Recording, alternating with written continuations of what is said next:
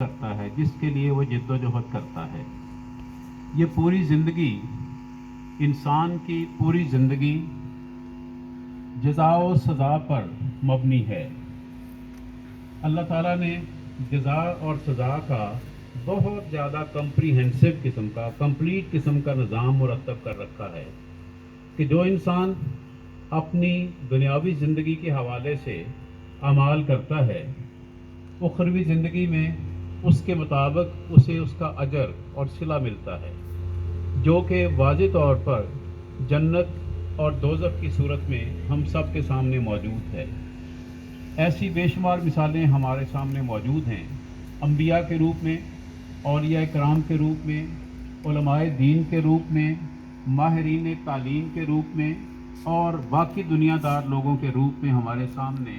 ایسی بہت سی مثالیں موجود ہیں جن سے ہمیں یقینی طور پہ اندازہ ہوتا ہے کہ جو شخص محنت کرتا ہے،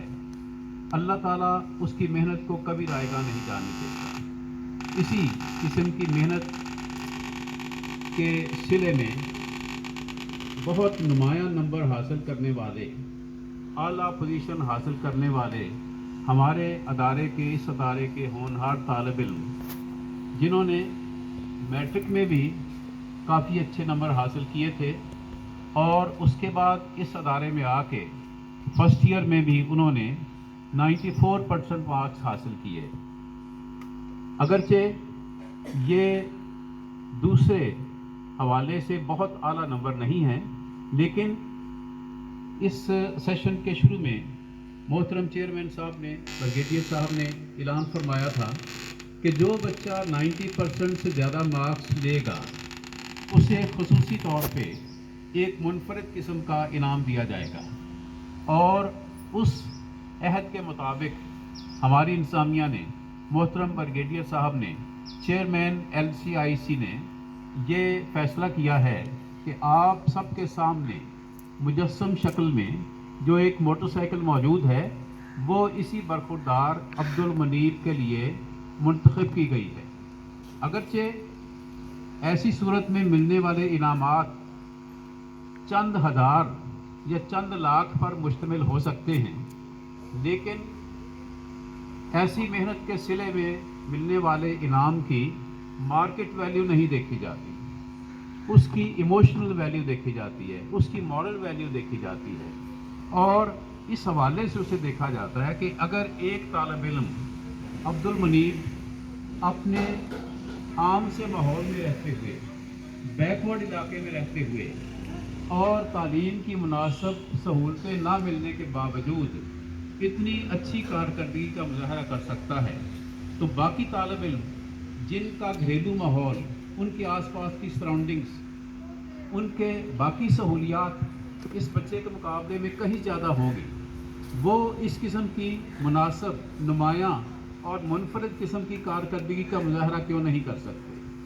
اس طرح سے تمام بچوں کے سامنے اور بچیوں کے سامنے ایک درخشاں مثال کی صورت میں آج کا فنکشن موجود ہے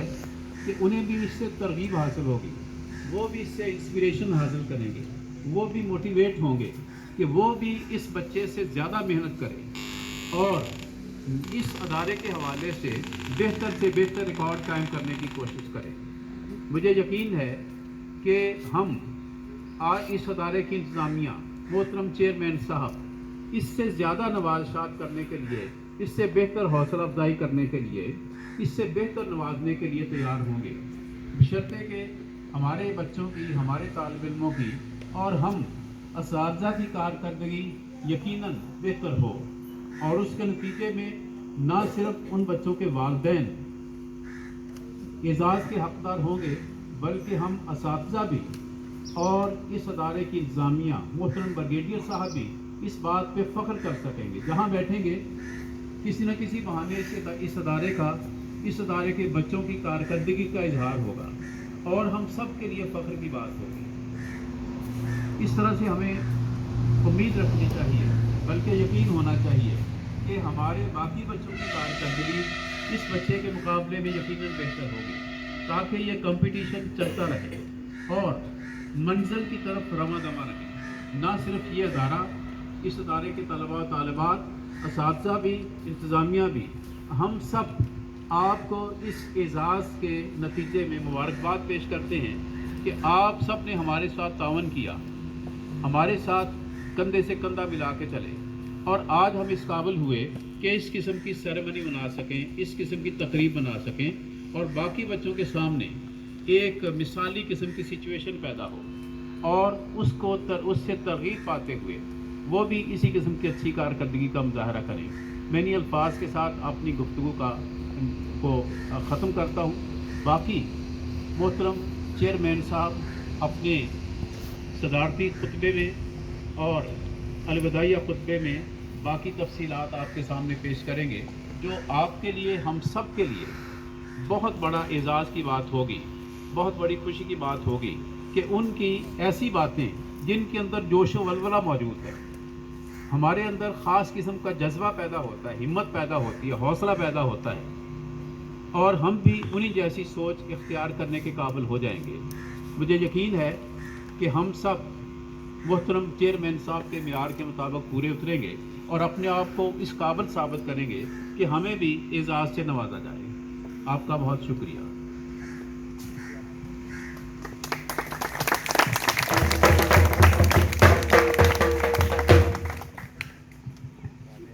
انتظار کی گھڑیاں ختم ہوا چاہتی ہیں۔ سر اگر آپ اجازت دیں تو 2-3 منٹ کچھ کالج کا بیک گراؤنڈ، کچھ کالج کا تعارف میں بتا سکوں آپ کو کہ جب میں نے اس کالج کو جوائن کیا 2017 میں، تو شاید آپ کو یقین نہ ہو یہ والی بلڈنگ بھی نہیں تھی۔ تو آپ سوچو اس وقت حوصلہ کیا ہوگا۔ اور اس وقت ہم لاہور سے آتے تھے اور ٹیچرز کے لیے اسپیشل ایک گاڑی تھی اور وہیں سے سٹاف آتا تھا، اور بچے بہت تھوڑے تھے۔ تو کیسا منظر ہوگا وہ کہ یہاں پہ یہ بلڈنگ نہ ہو اور بچے کہاں پڑھ رہے ہوں۔ تو اس وقت کے بعد میرا اپنا اسٹڈیز کا مسئلہ تھا، دین میں نے اس کو کنٹینیو کیا۔ تو 2 سال کے بعد پھر جب میں یہاں پہ آیا تو یہاں آ کے دیکھا کہ ایک عالی شان بلڈنگ کھڑی ہے اور ماحول بالکل بدلا ہوا ہے، اور بچوں کی تعداد پہلے سے بہت زیادہ ہے۔ یہ تو کووڈ کی وجہ سے آپ یہ سچویشن دیکھ رہے ہیں، ورنہ الحمدللہ یہاں پہ اسٹرینتھ 200 کے قریب پہنچ چکی تھی، غالباً 200 کو کراس کر چکی تھی۔ تو کتنا ایک اچھا ماحول ہوگا کہ 200 کے بچے بیٹھے ہیں اور ٹیچرز ہیں۔ اور ٹیچر سے میں آپ کو بتاتا چلوں، کیونکہ کچھ یہاں پہ مہمان ہمارے پاس بیٹھے ہیں، میں نے اپنے ٹیچنگ کریئر میں واحد کالج دیکھا